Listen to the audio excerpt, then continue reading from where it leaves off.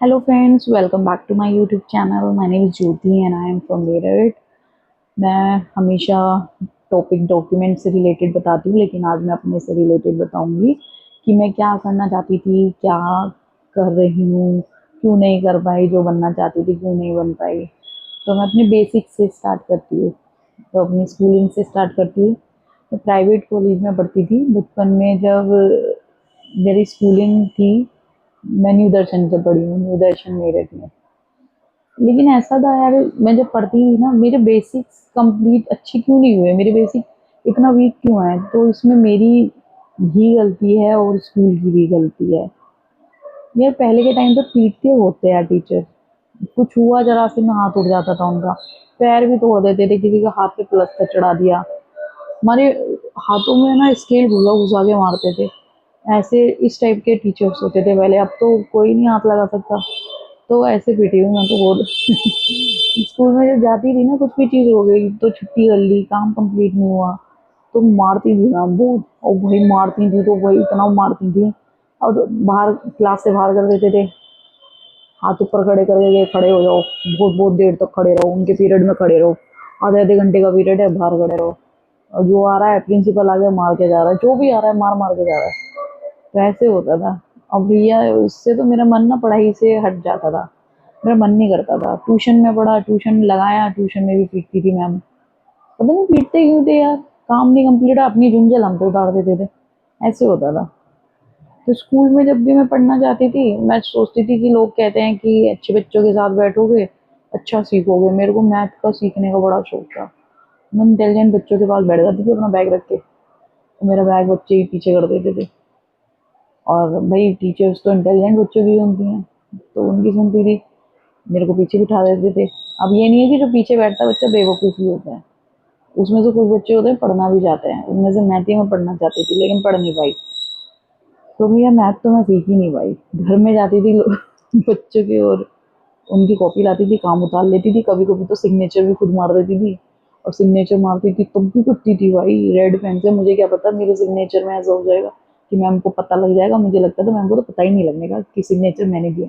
और भैया वो पता लग जाता था और मैम बहुत मारती थी। और स्कूलिंग तो मेरी वीक रही है क्योंकि स्कूल जाना मेरा कम हो गया था पिटने की वजह से।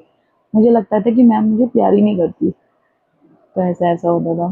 फिर स्कूलिंग के बाद जब बेसिक ही मेरा इतना वीक था तो नाइन्थ में गई मैं। नाइन्थ में आने के बाद मैंने सोचा यार अब तो कुछ करना है, बनना है तो जॉब भी करनी पड़ेगी आगे, तो सब्जेक्ट सेलेक्ट करने पड़ेंगे। अब मुझे लेना क्या है, तो मैं ना मैथ के पीछे ही पड़ी रहती थी। मैथ आती नहीं थी फिर भी मैथ के पीछे पड़ी रहती थी। तो मैंने टेस्ट दिया था, बीके हिस्ट्री है यहाँ पे, उसमें अपना मैथ का टेस्ट दिया, मैं फेल हो गई। फोर्थ रोई भाई, मेरे को मैथ नहीं दी, मेरे को मैथ नहीं दी, मैथ नहीं मिली। और जो हमारी मैम थी उनकी लड़की पास हो गई। उस जो इंटेलिजेंट बच्चे होते हैं ना, उन्हें सपोर्ट भी की जाती है भाई, स्कूल से ही सपोर्ट। उन बच्चों को सपोर्ट नहीं करते जो वीक है, उन्हें, जबकि उन्हें करनी चाहिए जो वीक है। ऐसे नहीं, जो इंटेलिजेंट है वो तो कर ही लेगा, वीक बच्चे को सपोर्ट करो ना, जो कुछ करना चाह रहा है उसको सपोर्ट ही नहीं करता कोई। तो भैया उसका तो हो गया और सबका हो गया, मैथ जो इंटेलिजेंट है सबका हो गया, मेरा ही नहीं हुआ वहाँ पे मैथ में। और मुझे किसी ने गाइड भी नहीं किया, मेरे घर में कोई इतना एजुकेटेड था नहीं कि कोई मुझे गाइड करता कि भाई अगर तू मैथ नहीं लेगी तब भी तू डॉक्टर बन जाएगी। मेरा एम था डॉक्टर बनने का। तो किसी ने बताया नहीं, वो तो पता नहीं सडनली कहाँ से मुझे पता लगा, या किसी ने क्या कहा कि अरे बायो लेने के भी डॉक्टर बन जाते हैं, बायो ले ले डॉक्टर बन जाएगा। ठीक है, मैंने बायो ले ली भाई, बायो हो गई मेरी। साइंस से मैं पढ़ी बहुत। मैंने 10वीं तक तो मेरे को समझने में ही लगा रहा, मतलब समझने में इतना टाइम लग गया मुझे। 10वीं तक तो मैं वो संभालने में लगी रही कि हाँ मुझे सीखनी है, पढ़ना है, साइंस ही पढ़ना है। तो ठीक है, 11th में मेरे को और स्ट्रॉन्ग करना था। 12th में मैंने थी यूपी बोर्ड से, एनसीईआरटी की बुक पढ़ डाली, एनसीईआरटी के ट्यूशन लगवा लिया वही मैंने। तो कैसे भी करो मुझे तो ट्यूशन जाना है भाई, जबरदस्ती। वो कहती थी मेरी बहनें, हम 3 बहनें थे, तीनों बहनों में मैं इतनी जिद्दी थी कि मुझे जहाँ जाना है, मुझे जो करना है करना ही है, कहीं से भी पैसे दो मुझे। तो मैं ट्यूशन जाती थी, अपने एनसीईआरटी की ट्यूशन पढ़ती थी साइंस की, कि मुझे आगे बढ़ना है, मुझे आगे बढ़ना है, डॉक्टर बनना है। तो मैंने एनसीईआरटी के ट्यूशन भी लगा रखे थे साइंस के, अच्छी खासी मेरी साइंस हो गई। फिर मैंने 12th जहाँ पढ़ती थी वहाँ भी यार टीचर्स ऐसे ही थे, मुझे टीचर्स ऐसे ही मिले।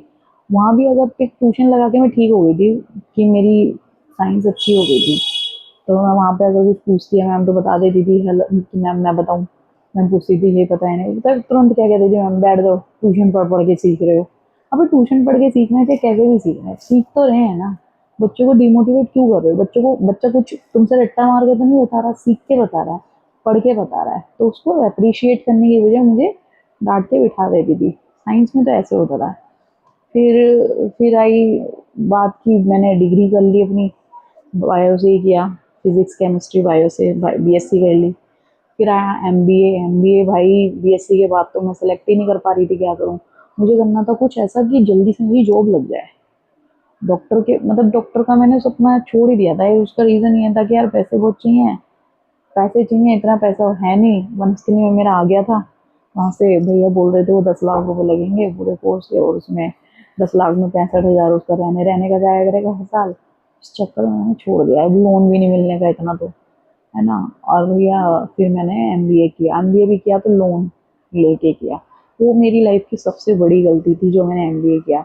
अभी जब भी मैंने एमबीए तो कर लिया, पास भी हो गया लोन मेरा, और मैं जाती थी ना जब कॉलेज मेरे, मैं डिप्रेशन में हो जाती थी कि वहाँ देखती थी सब गाड़ियों से आ रहे हैं, सब नए नए कपड़े पहन के आ रहे हैं, ये एक नहीं। और मैंने अपनी दिक्कत अपनी जान को पाल ली थी।